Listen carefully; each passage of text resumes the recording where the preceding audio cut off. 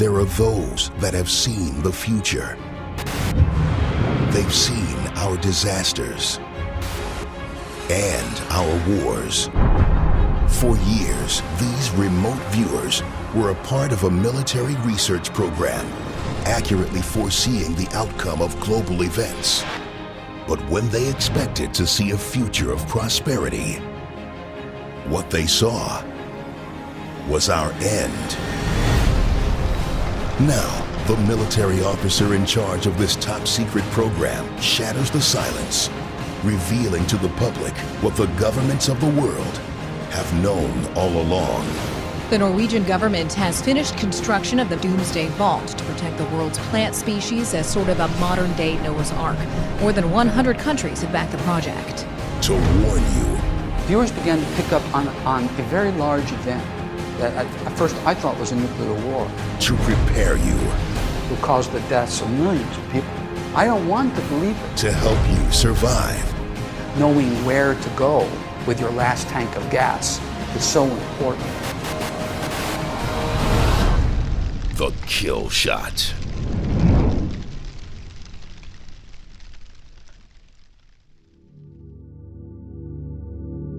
Remote viewers. They could be your neighbors, your co-workers, or someone passing you on the street. They can be anyone or be anywhere. For over a decade, these people have been predicting everything from terrorist attacks to devastating earthquakes with unprecedented accuracy. But they have a secret. The knowledge of an approaching event called the Kill Shot that will change the world as we know it forever. Just what is remote viewing, and what is this global event that they foresee? It all began over 20 years ago in a top-secret government program.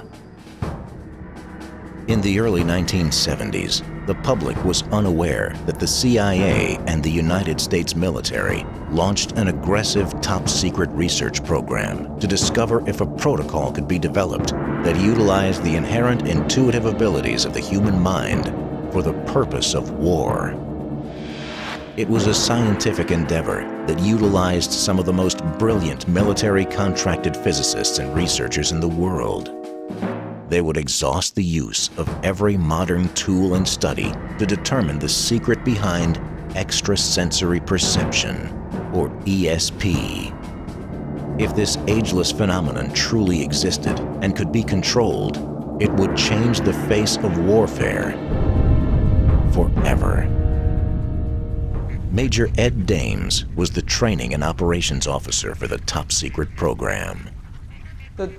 This tool, remote viewing, had its genesis as a military intelligence collection tool. The CIA and the Army, the Navy to a certain extent, and I, as an intelligence officer at very high levels of the government, officer, Secretary of Defense, Secretary of the Army level, with all the techniques and methods and tools that we had at our disposal, satellites, agents on the ground, there were just some targets, some programs that were so secret and so classified and so close hold, they were impenetrable to all these systems. So as a tactic of desperation, the Army particularly looked at the potential of psychics and using ESP to collect intelligence. Secretly utilizing millions of tax dollars, researchers believed they had finally cracked the process to how the human mind obtains and processes unconscious information. Eventually, the positive results of the remote viewing program couldn't be ignored, and real-world targets were issued to the top-secret team. As the training officer for the unit, I had to be sure that my students, trainees, other fellow officers could remote view anything. For instance, a good example would be, at one point there was a satellite, one of our satellites, a KH-9, picked up a flash off the coast of South Africa. And none of us in the intelligence community really knew what that was. There was no method to go back, play the tape backwards, and to analyze what that was. But remote viewers were able to discern exactly what that was and who did that. It was not a natural event. The results are still classified, so I can't talk about about it anymore. But that's an enigma. That was an enigma we had to turn our attention to and penetrate. In fact, throughout these remote viewing operations, Major Ed Dames received 3 medals of recognition for matters of national security as the head of the remote viewing program. To this day, the details surrounding the recognitions are classified. Up until this point, trained military remote viewers looked strictly at current-day targets. But intelligence officials and generals wanted to push the viewers even further, to push their minds into the future. I began to push even forward in time, over the horizon, the future. Can remote viewing, how effective is it against future events? I was looking ahead to see if we could put together an outline for our bosses of events over the horizon. We were particularly interested in military events, not necessarily civil, social and economic events, particularly military. Viewers began to pick up on a very large event that at first I thought was a nuclear war or something geophysically tragic that affected the globe.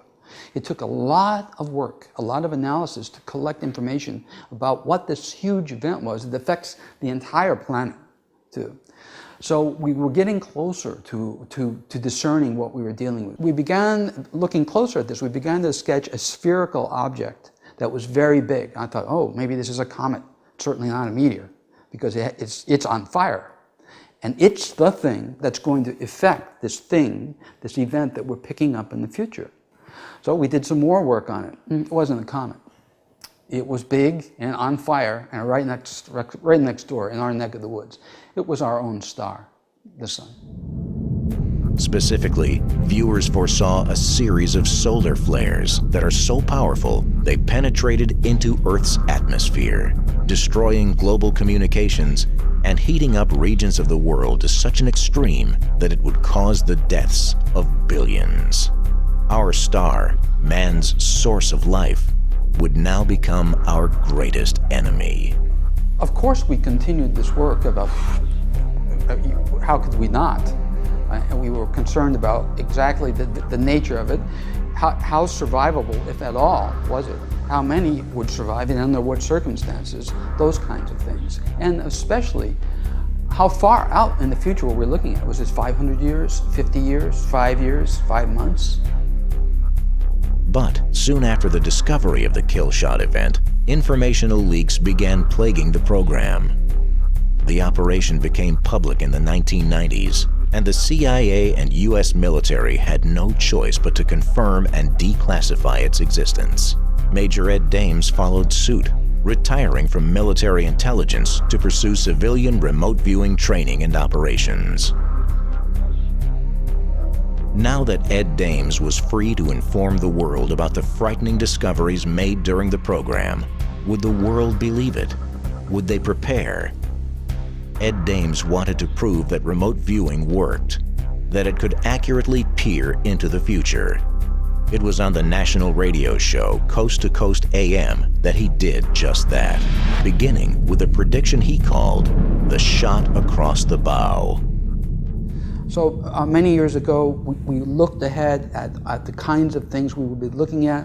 One was what I called on national radio the shot across the bow, that the sun is going to produce a very large solar flare, a discrete burp that will be very large and be a red flag toward geophysicists and solar physicists. I went on national radio and I said, get ready, this rampage is about to begin.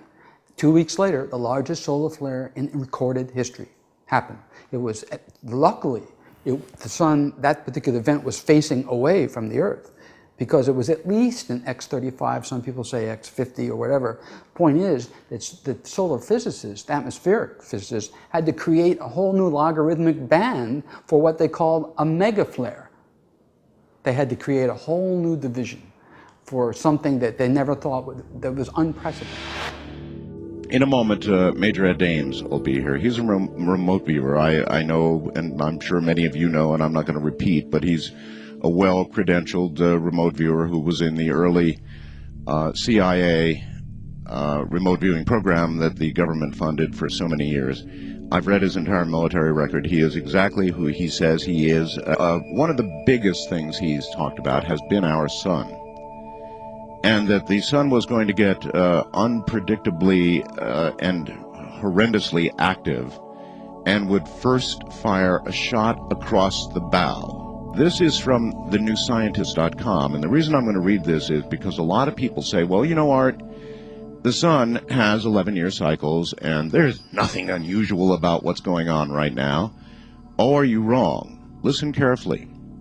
The headline is, Sun More Active Than For a Millennium. The sun is more active now than it has been for a millennium. The realization, which comes from a reconstruction of sunspots stretching back 1,150 years, comes just as the sun has thrown their word, a tantrum.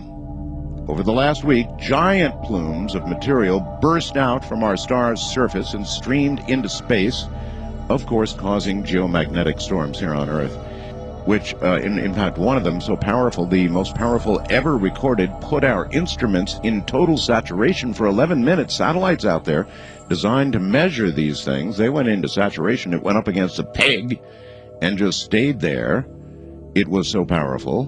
Today, actually a couple of days ago now, when I called him during the intensity of all this, and he said, Art, that was it. That was a shot across the bow.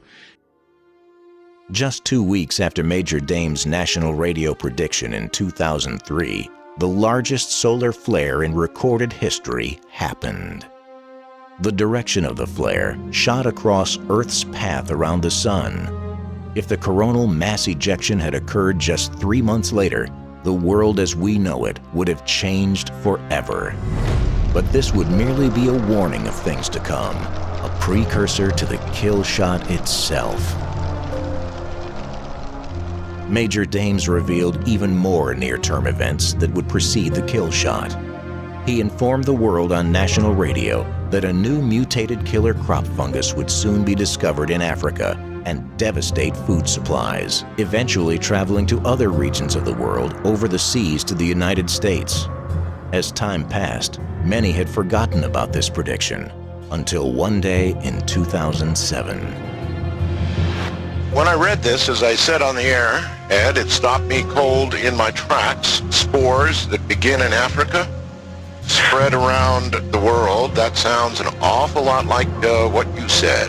The spores of which a fungal pathogen would begin in Africa and then migrate. I can't overemphasize the danger of this particular mutant. We said that it would be a mutation. That is what you said, and it is a mutation. Even more predictions were revealed on national radio. But this next event was more terrifying than many could have imagined. I was flabbergasted by the data I got as a result of remote viewing the next X day in Tokyo, because this reactor problem, a reactor breaking, and what I said to the Japanese, I said, and on national radio in my country, this is going to be at least a mini Chernobyl, at least a mini Chernobyl. So again, what I said on national radio in my country, because the Japanese would not want to scare their citizens with this knowledge, was that Japan's going to experience, and when they experience this big earthquake, this next big earthquake, Tokyo will be okay, but this reactor problem will cause at least a mini Chernobyl. But their breeder reactor is going to break, causing essentially another Chernobyl. Ed, is that a double containment type reactor? It is, but it doesn't matter. How big an earthquake are you talking about? We're talking about a pretty big earthquake. These reactors in Japan are designed to take earthquakes up to about 7.8 without even breaking. Right. And so we're talking about a real catastrophic earthquake, a very big shaker that does not do a lot of damage to Tokyo. We know, for instance, we believe, based upon our work, and have described this for the Japanese viewing audience, the large modern skyscrapers standing. On March 11, 2011, this tragic prediction came to pass. A massive 8.9 earthquake struck off the coast of Japan, resulting in a tsunami that swept across the Japanese landscape, engulfing entire towns. Just as Ed Dames predicted, power plants were damaged, resulting in the worst nuclear disaster since Chernobyl. As the world watched these predictions come to pass, the inevitable question followed: how much time do we have left until the kill shot is upon us? The time problem is a big bugbear. We can see an event. I use see loosely. We can perceive big events, all of these types of big events, in the future, just like one could see a big mountain range in the future. You can see it ahead, but we don't have the parallax, in terms of an analogy, we don't have the parallax vision to adjudge the distance to this big mountain. We can only guess it. There's a very similar situation we have in remote viewing. We can perceive these events ahead, but we can't adjudge the distance in time. So it's still a big problem for us. That's why we had to go through this nut roll about looking at the preceding events that lead up to this huge catastrophic disaster on Earth. When is this going to happen?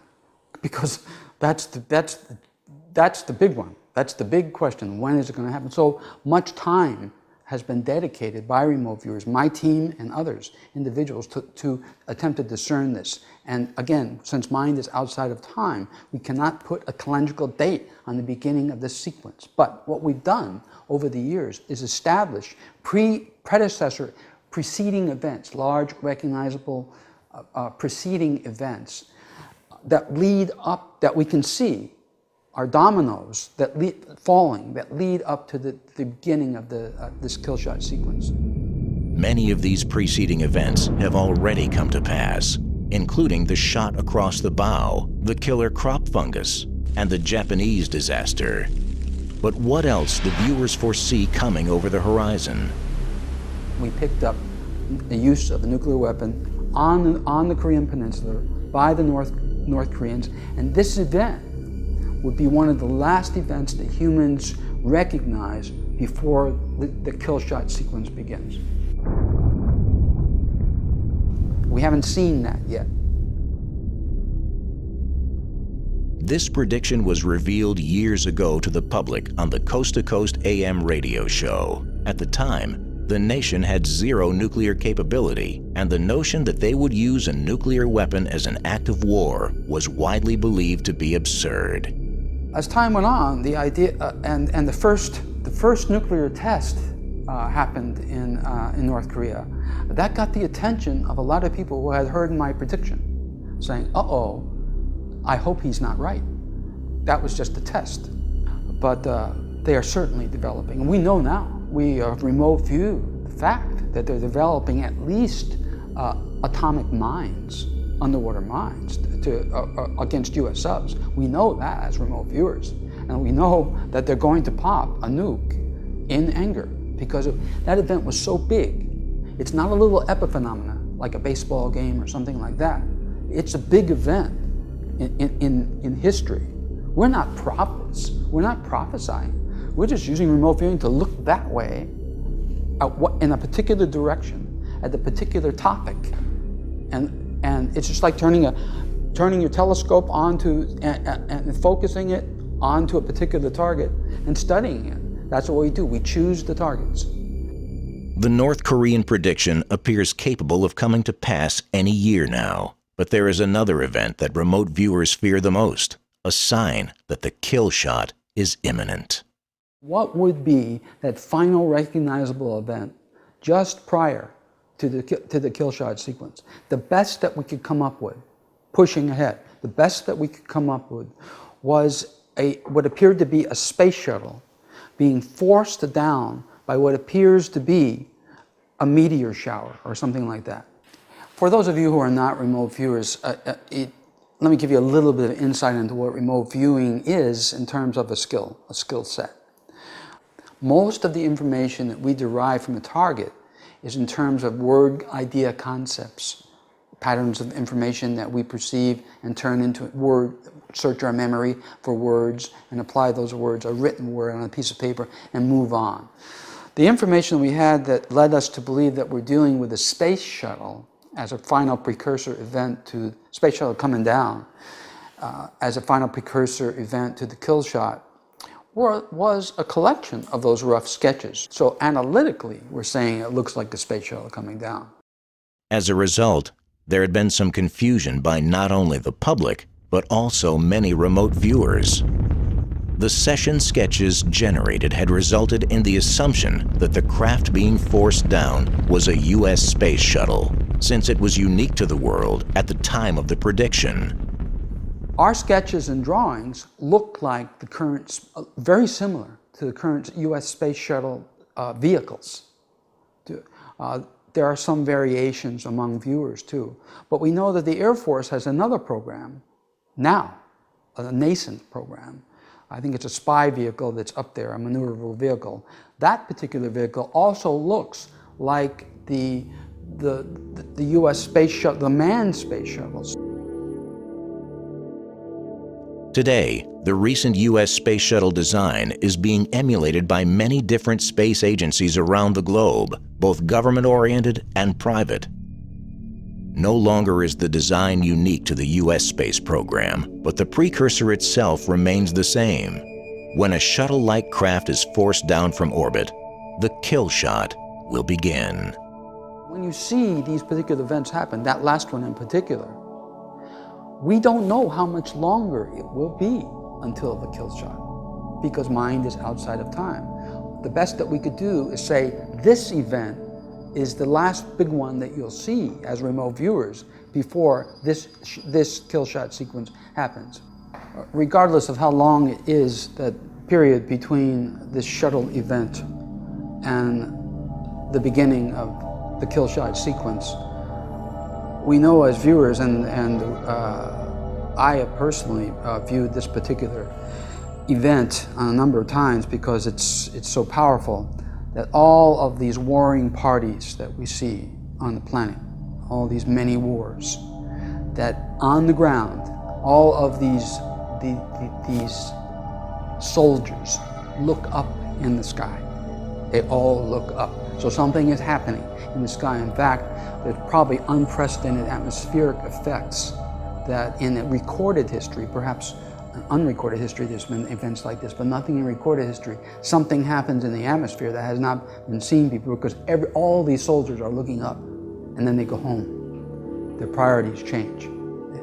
They go home. So that's when it starts. This kill shot sequence will cripple communications worldwide. It will take out satellite communications in a very short order. Power grids, we're all aware of what it will do to the power grids and what it has done in the past, and in certain instances, go back and check it out. Power grids will go down. There's many people over many months of time, and throughout the world will have no power. There are cities without power and communication. You can figure out for yourself what that will mean too. Not only will you not be able to pump gas, not only will you not be able to pump water, not only will there not be food on the shelves because there'd be no gas in the trucks to take the food to the cities, but I could go on and on. You can figure the rest out for yourself. That's why this concept of sanctuary, knowing where to go with your last tank of gas, is so important. There are some tangential effects that we're picking up also as remote viewers, and have picked up over the years. Apparently, the center of the Earth, the core of the Earth, is changing rapidly as an effect of what is happening on the sun. And if that's the case, then we're probably looking at, as an adjunct to effect to the kill shot sequence, we're probably looking at massive volcanism and earthquakes as well. And I think it's very important to point out, and very important indeed, because of the adiabatic heating of the atmosphere, we're going to have very high winds in many parts of the Earth. The sky, the sun, the light will be obscured. It will be very difficult to grow crops on the surface because of both winds and lighting conditions. solar physicists were chewing their nails because they were very, very concerned that the sun had been very quiet for so long, and this was not predictable. And so because it was not predicted, it did not follow the solar cycle, they were afraid that the sun might be doing something erratic. And that's when we began to see in the press and the news all these warnings about what major solar flares would do to the planet, to communications, to power grids, etc. And then in the last few months, we've seen that the sun's been relatively quiet. And now the scientists are saying, well, maybe the sun is going into a long period, years of quiescence. It's going to quiet down, and that's what we're seeing. And that might create global cooling. That may be why there's been the storms, snowstorms have been so severe, because the sun's quieter and not as active. Folks, it's the calm before the storm. It is the calm before the storm. The kill shot effects, and these will come and go, but the massive damage, first of all, will be to communications. Communication satellites, military satellites as well, will go down. We're not talking about single event latch-ups where you have a couple of semiconductors go bad. No, these things will be fried. Anybody in space, whether you're inside that little leaded shield on a space station or not, you're fried. You're in bad shape. You're going to die. Okay. So communication, power grids. Power grids, when they go down, folks, when the sun takes the power grids down, it's done it before. This time they won't go back up. It'll be months and months, if not years, to get power grids back up and running. There's going to be no power. Okay, so you'll need some. If you live in a place where it's going to be cold, you're going to need fuel to stay warm. So there's a lot of planning to do, folks. I would encourage you to start now, if not yesterday. I also want to point out that there's going to be most probably unprecedented geophysical events when this kill shot sequence starts. Earth can only take so much of protons hitting its magnetosphere, and on top of that, you're going to have X-rays that will be at Earth in 10 minutes, right? Now, we don't know how powerful those X-rays will be, but we do know that those protons will be extremely powerful, that mass from the sun. So we're looking at anywhere from 24 to 48 hours, perhaps, sometimes longer, depending on the velocity of the flare itself, before that actually impinges upon Earth's atmosphere and begins to heat it up. When the heating occurs, after that's done, that's when the power grids begin to go down. That's the X-rays themselves will take out satellites if they're powerful X-ray flares. The kill shot, a series of devastating solar flares that will strike Earth, will cause the loss of all global GPS and communication systems. Power grids for entire regions and countries will fail. There will be unprecedented regional heating and atmospheric effects. But what parts of the world will be affected the most? And what areas do remote viewers see as survivable? This is not to say, I want to presage, I want to caveat what I'm about to say and qualify it with this. Just because we have not seen sanctuaries out of the thousands of individual sanctuary remote viewing sessions and projects that we work, just because we've not seen sanctuaries in some of the places I will outline, does not mean there are none there. I'm just saying a pattern has emerged that says the following. South America. We found no sanctuaries in South America or Latin America. We have found, additionally, very few sanctuaries in the entire Southern Hemisphere, including Australia and New Zealand, with some exceptions in Australia and 1 or 2 exceptions in New Zealand. Almost all of the sanctuary locations are in the Northern Hemisphere. For Europe, a number of sanctuaries for Europe, but almost without exception, they are all in generally northern Europe, but not too far north. So we're looking at certain places in Austria, Poland, all the way through Russia. But it's important to know that all of these sanctuary locations, almost without exceptions, are small locales that are distant, fairly distant from population centers or separated geographically by mountain ranges or bodies of water from large population density centers. And you know as well as I do that how many people do not have the option to move. Even if they knew where a sanctuary was, even if they knew where their own personal survival zone was, they don't have the option to move. For those people, here are the very, very essential things that you're going to need to try to sit this out. Fresh water is critical. You must have fresh water because it will be in short supply almost worldwide, not all over the world, but in many places, very short supply. Critical. As much access to fresh water as possible. If you happen to live next to fresh water, clean fresh water, you're lucky. That's the best condition to live in. Obviously, food. You're going to have food. Everybody now feels that something's coming down. Economically and globally, it has nothing to do with the kill shot. That's just economics alone. Food supply is already short, and food is expensive and going to be more expensive. But it will be absent. There will be no access to food once the kill shot sequence starts. You'll have to have stored food. Shelter. You need to have shelter, as you know. And you're going to need to protect yourself. You can't do this alone. People need people. You'll have to band together as communities, hopefully, and for self-protection and to help each other through this. Remote viewing in terms of forecasting and predicting remember, it's different. Remote viewing is direct knowledge. In this case, kill shot case, we're perceiving an event, and we're downloading data, period.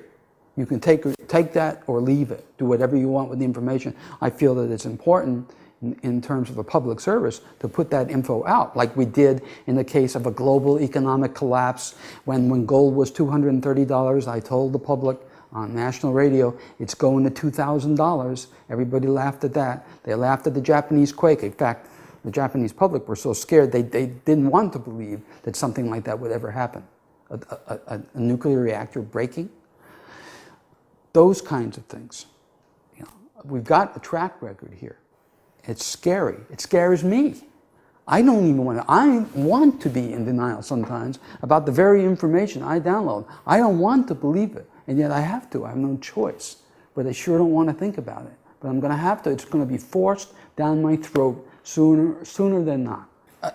An important consideration, and let's not kid ourselves, you can imagine how many emails I receive and how many people walk up to me and say, Ed, I believe that this is going to happen based upon your past predictions and based upon my own remote viewing. But my family and friends think I'm bonkers, or they're not going to accept this, or they're angry at me for talking about it. What should I do? I always have the same answer. It's just what I would do the same thing too, and do the same thing. Identify your own sanctuary location. Identify it. Recon it and become familiar with the area. Take some time off from work. If you're lucky enough to have a job under this administration, take some time off from work. Go and familiarize yourself with this place, this small town or village or wherever it is. And know how far it is to drive, or if you have to get on a plane, how long it will take to get there, etc. I said, because when this sequence starts and there's no commo, and there's no electricity, no power, and there's no water, etc., then your friends and your family will believe you. But if you do not have your affairs in order and have not identified this safe zone by then, you're still screwed. So do it quietly, do it alone, let them continue. There's no need to continue the discussion. Just tell them it's a hobby. Identify this place to go to. That way when they're scared to death, you can say, honey, let's go. Take the kids and let's go. Call your brother or sister later, when we get there, and if you can call at all, or tell them where we are going so they can come too. Do that. In my career, I was a science and technology intelligence officer, so I've had a career briefing and working with some of the best scientists and engineers in the world, especially in my own country, too. And I've seen skepticism in all fields, so I'm perfect. It's easy to understand skeptics, and frankly, if I were not a remote viewer, and Ed Dames or somebody like me came up to me and told me about this, I wouldn't believe him. How could you? This thing is so disastrous to even think about. Why even think about it?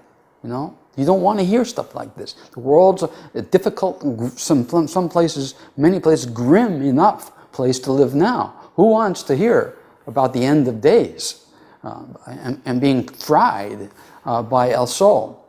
So I'm perfectly sympathetic with the skeptics. There's an additional point that I really need to make. I really need to make this because there's so much confusion in the public eye about remote viewing and remote viewing predictions compared with the end of the world type of prognostications that we see all over the place too. We're not saying, as professional remote viewers, that the kill shot sequence is the end of the world. We're saying it's the end of life on Earth as we know it, probably. But it's not the end of the world. There are still going to be humans alive on this planet that are going to have to rebuild after the sun goes back to normal, which it will. We don't know how long that will be.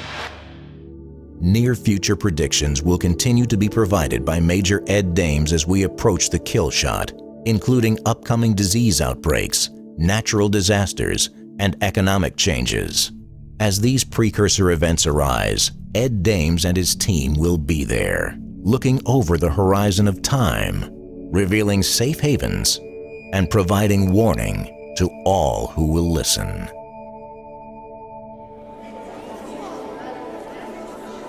And you know, Ed, all those years ago when you forecast these very gloomy things, how could we know that here we are, all these years later, and damned if it doesn't look just about as gloomy as you forecast it would be, or at least we're on the cusp of so many things that you forecast that are beginning to come true now.